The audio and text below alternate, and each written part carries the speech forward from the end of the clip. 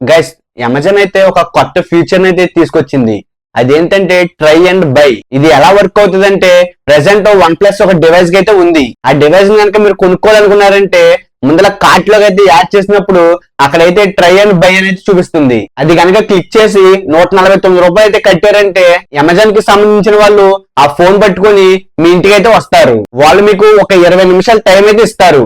మీరు ఆ 20 నిమిషాల్లో ఆ ఫోన్ ని మొత్తం అయితే చెక్ చేయొచ్చు. అంటే మనకి ఫోన్ కరెక్టా కాదా మొత్తం ఫీచర్స్ అన్ని చెక్ చేసుకోవచ్చు. ఒకవేళ మీకు కనుక ఆ ఫోన్ కనుక నచ్చిందంటే మీరు అప్పుడు ఆ ఫోన్ అయితే కొనుక్కోవచ్చు.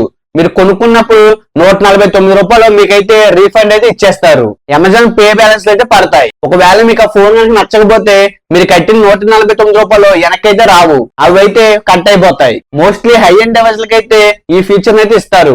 ఎందుకంటే బడ్జెట్ ఫోన్ లో గమ్ముని ఎవరైతే అలా చూడరు కాబట్టి. గురువేంద్రరావు అని చెప్పి ఒక వ్యక్తి అయితే స్విగ్గీ ఇన్స్టాల్ అయితే కూరగాయలు అయితే కొన్నాడు. స్విగ్గీ ఇన్స్టా అని ఒక యాప్. ఆ యాప్ లో అయితే తినైతే కూరగాయలు లాంటివి అయితే కొంటూ అయితే ఉంటాడు.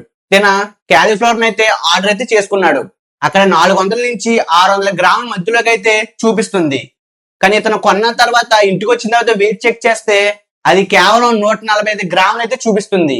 అలాగే క్యాప్సికమ్ కూడా ఆర్డర్ అయితే చేశాడు. అక్కడైతే 250 గ్రామ్స్ అయితే చూపిస్తుంది. కానీ ఇతనికి వచ్చిన క్యాప్సికమ్ వెయిట్ చూస్తే 170 గ్రామ్స్ అయితే ఉంది. ఇతనైతే అక్కడ చూపించింది అయితే ఒక వెయిట్ ఉంది, ఇంటికి వచ్చిన తర్వాత ఇంకో వెయిట్ ఉందని చెప్పి ఇదంతా మోసం అని చెప్పి కన్జ్యూమర్ కోర్టులో అయితే కేసు అయితే వేశాడు. తర్వాత స్విగ్గీ ఇన్స్టా వాళ్ళు అయితే ఇతనైతే కాంటాక్ట్ అయితే అయ్యారు. సారీ అని చెప్పి మీరు కొన్న దాంట్లో 50% రిటర్న్ అయితే ఇచ్చేస్తాం మనీ అయితే అన్నారు. కానీ వ్యక్తి అయితే ఒప్పుకోలేదు. ఏదైతే అయ్యింది కన్జ్యూమర్ కోర్టులో తేల్చుకుందాం అని చెప్పి అయితే అలాగైతే రిప్లై ఇచ్చాడు. చూడాలి మరి కోర్టు ఏం చేస్తుందో దీన్ని. అమరన్ మూవీ రీసెంట్ గా అయితే ఈ మూవీ అయితే వచ్చింది. చాలా పెద్ద హిట్ కూడా అయ్యింది. మీలో కూడా చాలా మంది చూసే ఉంటారు. ఈ మూవీలో ఒక సీన్ అయితే ఉంటది. సాయి పల్లవి ఒక పేపర్ మీద హీరోకి అయితే ఫోన్ నెంబర్ అయితే రాసి ఇస్తుడుతుంది.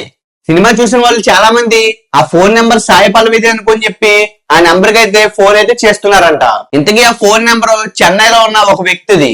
సినిమా వచ్చిన కాడి నుంచి ఆ వ్యక్తికి అయితే ఫోన్లు అయితే ఒకటే పరంగా అందరూ చేస్తున్నారంట. సాయి పల్లవి నేను నీకు చాలా పెద్ద అభిమాని అని వాళ్ళకైతే ఏడిపిస్తున్నారంట. ఆ వ్యక్తి అయితే కోర్టుకు వెళ్ళి అయితే కేసు అయితే వేశాడు. నా మొబైల్ నెంబర్ నా పర్మిషన్ లేకుండా మీరు ఎలా వాడుకుంటారని చెప్పి కేసు అయితే వేశాడు. మీరేమనుకుంటున్నారు దీని గురించి కింద కామెంట్ చేయండి.